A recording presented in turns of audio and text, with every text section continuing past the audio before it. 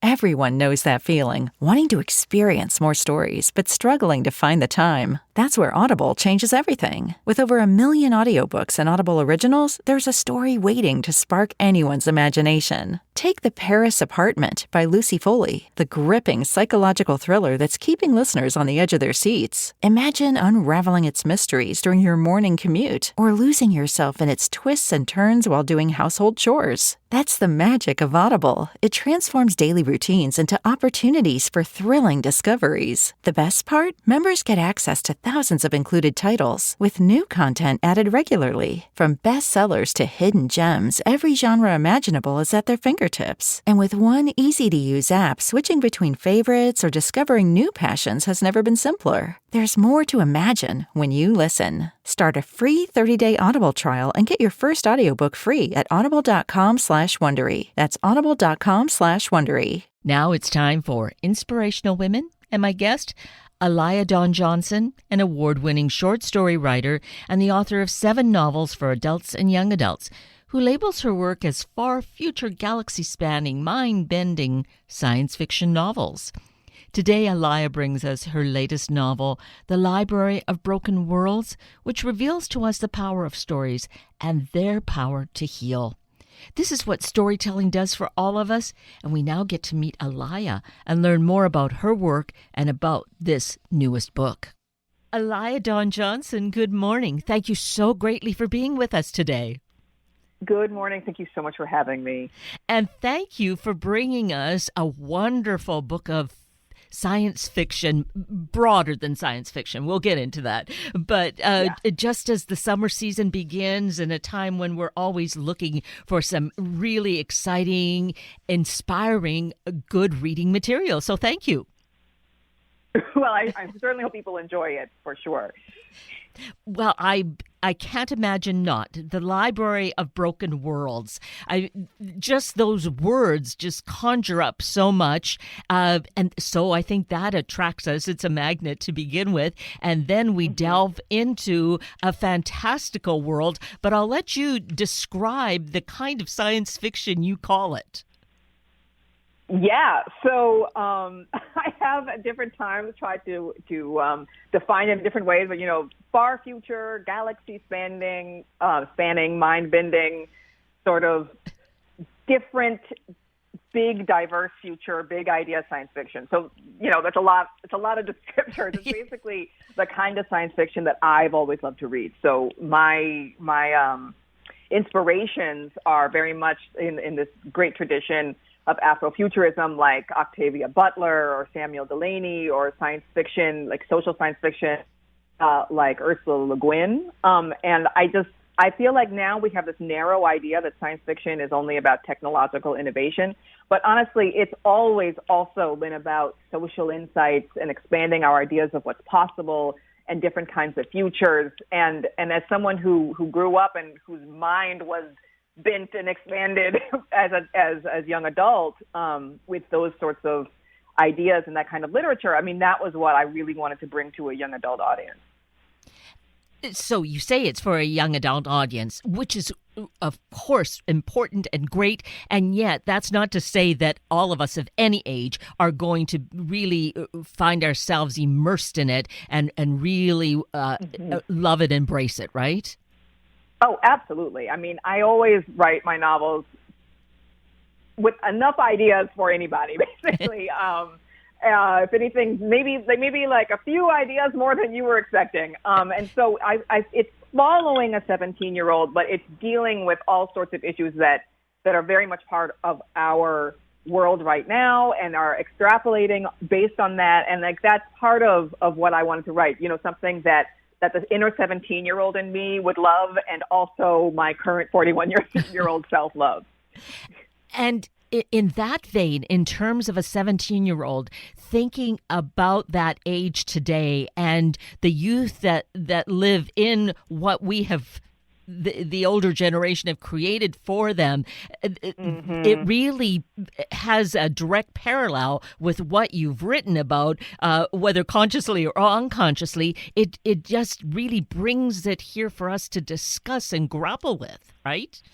Yeah, and to me, that's one of the great aspects of the tools of science fiction and fantasy. And in this case, obviously, very much so science fiction, that it allows us to take a current trend and project it into the future, or take a problem and move it into a space with different people or a different culture or a different context. And that different context allows us to look at it differently. It kind of breaks us out of the rut of the opinions that we've always had, or the received wisdom that we so often get about different ideas or different ways of thinking about the world. And it makes us look at it differently. And to me, that kind of throwing you out of your complacency is one of the great tools of science fiction and fantasy, for adults or young adults. And if anything, science fiction and fantasy has always had a bit of an orientation to younger readers, I think specifically because of that, because it's able to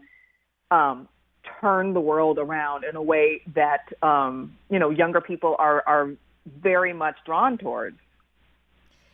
And when I think about myself, though, as that younger reader, I was so much more logical, rational, if you will. So I came to science fiction later in life and realized just what is going on and the possibilities there. And you've certainly taken us into this expanded, unbelievable world, calling it the world is a library. Is that right? Yes. Yes. It's a library. Looks very different from our libraries, but fundamentally it's still a library. And I love libraries. I mean, I think a lot of us who grew up reading really, really spent a lot of time in those spaces. And for me, it was very much a sanctuary. It was a place that I could go and feel connected with something and also feel protected and safe. And that was the physical space of it, but also the access it gave me, the resources it gave me, the way that I could go to the Library of Congress in D.C. where I grew up, and I would sit in the Jefferson Reading Room, like underneath this glorious cupola and like the Greek goddesses above me, and I would like write on a little slip of paper, like, I want a book that's all about Maharashtra, India, and I just, because, I was researching something, and it would come back, like these books printed in a different continent, in a different language, just all of these different knowledge, all these different worlds that it gave me access to. And even though it's science fiction, to me, what's fundamental about libraries isn't, stacks of books. It's the access to knowledge. It's the physical space that venerates a diversity of opinion, of thought, an intellectual, and an openness. To me, that's what's fundamental about a library. And so when I was imagining, 4,000 years in the future, even if it's artificial intelligences that people that are so, massive that people consider them to be gods, even if it's tunnels under the earth that you access with, modifications to your brain, even if it doesn't look anything like what we imagine now as a library, it's still fundamentally a library. Yes, exactly. There's just that whole concept, and we all have our different relationships with it, but I think then it still comes to what you've been able to create to us in this book, The Library of Broken Worlds, and that Broken Worlds too is such it plays such a significant role here too in thinking, not just in the book, but just thinking about our own world at this time. Right? Yeah, and I think that was very much one of those things where you figure out the title like ages after you write the book. Everybody's like, what on earth are we going to call this thing? And I was like, I have no idea. Like, I was just calling the novel Freda like for 7 years, and finally, this idea, someone was like, well, what about Library of Worlds? And I was like, that doesn't seem quite right. It's almost there. It's not quite right. And I, had this idea, like, let me try, like, what kind of worlds are we talking about? And we're talking about worlds that are broken in certain ways. Like, what does it mean to break a world? I mean, it can mean that you break it so that something can come out that will be better. You could break it because, it just, the different ways that it was put together, like, just don't work anymore. And that depends on the world you're talking about, the world from whose point of view, behind whose eyes, in which place. We can say there's only one world, but that's true in one way, and it's not true in a lot of other ways. And that was a lot of what I wanted to deal with, like that moment, right? I'm 17. Like, wait, what is all this? Like, what are these wars? Why are we doing these things? Why are so many people in abject poverty? Like, why do I live this way? Why do other people live a different way? Like, what are these? Why? How do we justify this? And to what extent are those justifications valid? And what extent are they total obfuscations? And that to me is the heart of it. Freda learns a lot about her world and a lot about other people's worlds, and it turns out that they are fundamentally broken, and yet there's so much good. There's so much that's worthy about the society that they've built. It's very much not a dystopia. It's not just a horrible place. It's actually kind of a wonderful place in a lot of ways. But that peace, that the joy and the way that the library has been able to evolve into like a genuinely open and intellectually affirming place does not preclude the fact that its existence is still oppressing other people, and that those cracks, those fissures, right? Like that's what you want to get into, I think, when you're writing fiction. You want to be able to understand what's good and what's bad. You want to be able to dig in, and that to me is kind of in the end what the title really encompasses. And again, I just can't help feeling that this parallel, which is wonderful between your work, between the book and what we are experiencing. Very much the same way of, different cultures and the experience of the brokenness and yet the good things that exist. So I think that's where some of this is, that mind bending of, getting ourselves around it, right? Yeah, absolutely. Yeah. And is there anything more mind bending than looking at the world through another perspective? I mean, to me, just learning another language, which is always something that I struggled with. I loved it. I had problems with it. I learned French in elementary school and Japanese in college, but it was really only learning Spanish that, because I was living in Mexico and really, and not just living there, but living in Spanish. Let's put it like that. I wasn't just living in Mexico. I was living in Spanish. And I ended up going to the university in Mexico City and getting my master's degree in Spanish. And those experiences really, really changed my brain. I mean, truly, like my synapses are different. Like my connections are different. And I could feel it happening. And it wasn't an entirely pleasant process. I mean, I felt like I was truly rewiring myself. But the dividends it's paid of being able to get outside of myself a little, to be able to express myself, express my view of the world in a different language. And even though it's an adult acquired second language, I don't have the experience of someone being bilingual from birth. But despite that, a lot of people who are bilingual from birth will describe that they have these sensations that they're kind of slightly different people in either language, and I understand that so much more now, having learned and living and writing in Spanish, because there are ways that you can express yourself in Spanish, and especially, Mexican Spanish, which is what I've learned, which are very different from the ways that I express myself in English. And then, not even letting alone things like code switching and the way I express myself around my family or around other Black people and around white people. There's all these different ways that just our language itself is reflecting and changing our experience of the world. And a book, even if you're reading it in your own language, I mean, so many books give you a little taste of that experience, and, or some even give you a lot of taste of that experience. And that is so mind-bending. And I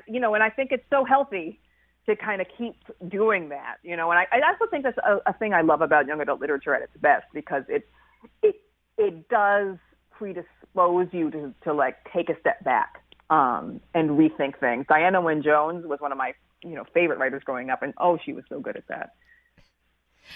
I have to say, though, like on a tangent, though, as you were talking about learning Spanish and living this immersion life, what great value there is for your brain that you created these more neural pathways that is only going to be healthy for you as life evolves. Yes, absolutely. I think, it's honestly a bit of a shame that U.S. people are so often monolingual, because in other parts of the world it's very common to speak more than one language. Right. And it really does give you a different view of the world. And it's hard. I mean, I know that it's not necessarily easy to learn another language, even now with like all the connectivity that we have. Just because English is very much a dominant kind of imperialist language, so it's sort of hard to learn it if you don't have to. But it brings so many benefits to yourself and your life, and if you're an artist, to your art. Absolutely. The connections that it really makes us like different, more approachable or more embracing kind of people than saying, no, I just speak English. Right? Yeah. Yeah. So I think that's fascinating. That's wonderful that you have that in your toolkit, so to speak. So in the book, The Library of Broken Worlds, which you said you took 7 years to write. So you were living with Frida and in this world, or in the world evolving for all those years. Was it constant? Did you take breaks from it? Because somehow 7 years seems like that's a very long time. That's a generation. It's a long time, yes. I mean, it doesn't quite feel like that, and yet it does very much feel like that. I was not constant. I was also writing and working on, I was finishing another novel at the same time for a lot of it, and then, I've been working on other projects. So it was kind of, I would write a draft of that, and then I would go and work on the other one, and then then maybe 6 or 7 months later, I would go back and look at the draft. So it was kind of, say, 7 months on, 7 months off for 7 years, basically, is how I would describe it. And that's still a lot of time. It's been a long time, especially on a big rewrite, where I had the skeleton, I had the main characters, but it wasn't fleshed out enough. I hadn't actually. I mean, it was funny because I thought I'd done so much world building, and I had, but I needed 3 times as much to be able to finish the novel. So I went back in and I said to myself, well, I'm just going to spend 2 weeks, really digging into the world building and writing out my ideas, and then I'll get started on the rewrite. So those 2 weeks turned into about 6 months of me, like, not even writing. I mean, not writing prose. I was just writing details of the world building and drawing maps. I'm a terrible, terrible artist. These are not for public consumption, but, drawing maps of Library City, going through the monetary system, figuring out like the dynamics of the treaty, which is kind of like their constitution, and how a legal appeal system would work. I mean, I really went into it. No, I did. Not to scare listeners off. I mean, all of this is not in the novel, but it was really important for me to have in order to make the experience of Freda's world feel real. Feel immersive. Feel like it's worthy of being felt as a place that we believe in intuitively. And there's a lot of work that goes into that. And that's what I was trying to conceptualize as I was thinking of the time it took, but because of just the huge expanse of worlds and characterization that exists here, and just the story, it's so complex that I could actually appreciate taking 7 years, and you're describing how you would take it in chunks because you were probably, it was percolating while you weren't even in the act of writing. Oh, absolutely. I mean, I always describe my writing process as composting. So, to the perennial question of, where do you get your ideas? It's basically, well, I just, feed it all into the compost bin, and then I wait to see what grows out of it. So I read a lot. I love. I try. This is a part of what we were talking about with the languages.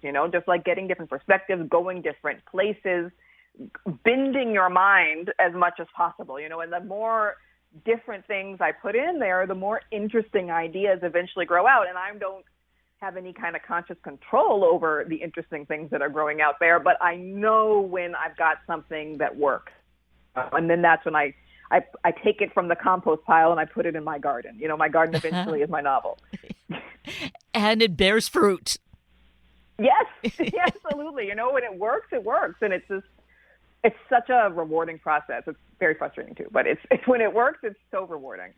Oh, yeah, I can appreciate that. Not a writer, but just having that feeling like, oh, yes, literally, then I think that's a great metaphor is the fruit on the tree or out of your vegetable garden, seeing that, oh, yes, it is the right thing. I have this luscious tomato. Right. I mean, what could be more satisfying, really, Yes. Just my luscious tomato is, yes, I finally got this scene right, Yes. So. And did you feel then that, I'm sure you must have, because here's the book, the Library of Broken Worlds, but with Freda, as she evolved and became the person that you wanted and the friendships that she had, you felt that about all of that? Oh, yes. I mean, for me, actually, Freda was very much her own character.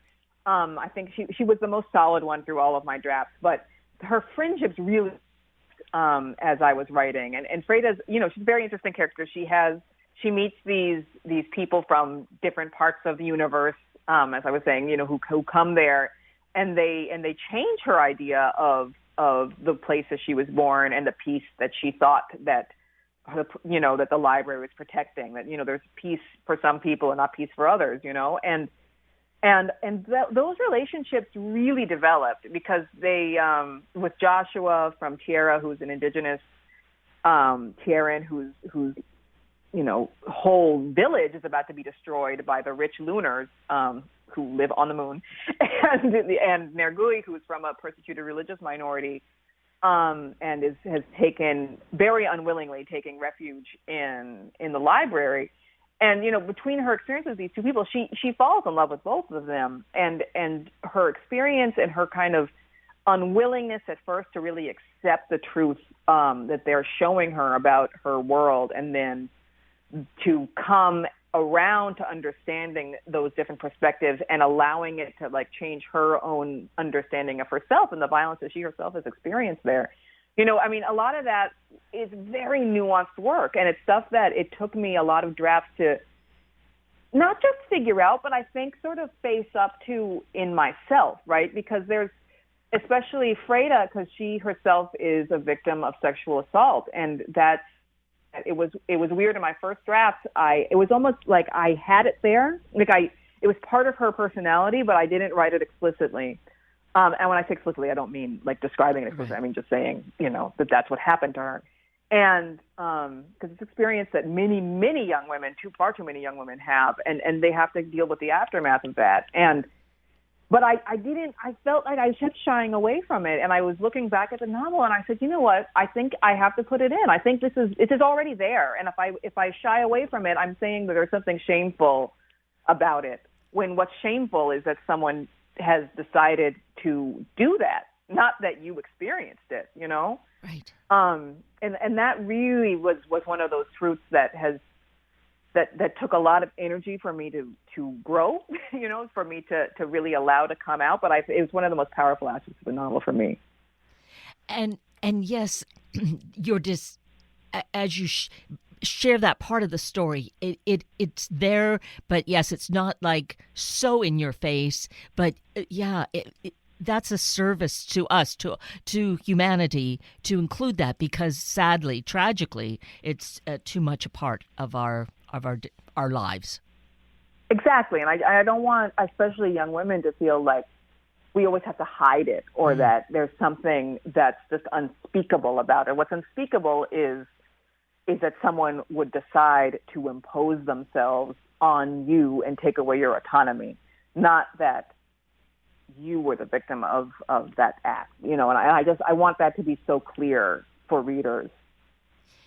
And that's where I feel we see the parallel. We have this mind-bending universe, but we also see how applicable it is to so much in our life right here, right now. And that is motivation to any of us, I think, to really look at it through a different lens and see it more clearly. Yes, absolutely. Because at the end of the day, we're humans. I'm writing about the human experience. I'm using science fiction as a vehicle to write about now. Science fiction is always about the present day in a lot of ways. Yes. And that's, I kind of alluded to it earlier, coming to science fiction late, but then realizing what a great vehicle it is to really look at what life is, what it could be, discuss what's going on, and present it in such a way that I think more people will kind of come to it more with a more open mind. I certainly hope so. It's gotten a bad rap, but science fiction is some of our greatest literature is science fiction, and will be. Right. And there you are, right among the greats. Well, here's hoping. I certainly hope people enjoy it. Well, there is a lot to enjoy, and I think with summer here, almost here we have a time when we like to get some summer reading in. It's a good thing to kind of get out of the hustle bustle and sunshine and be able to immerse ourselves into a book. And here with the Library of Broken Worlds, we have just an amazing world that's going to challenge us, but I think stimulate us toward living a better life, or being part of building a better life and world. Oh, I certainly hope so. So the book is, of course, readily available at any of our favorite book sources. Right, Alaya? Yes, its official publication date is tomorrow, June 6th. But, as of now, you can definitely get it online or at your favorite bookstore. Of course, your local library. That too. And to connect further with you, your website. Yeah, I am at AlayaDawnJohnson.com. So you can find all things about me, and my social medias handles are Alaya DJ on Instagram and Twitter. Terrific.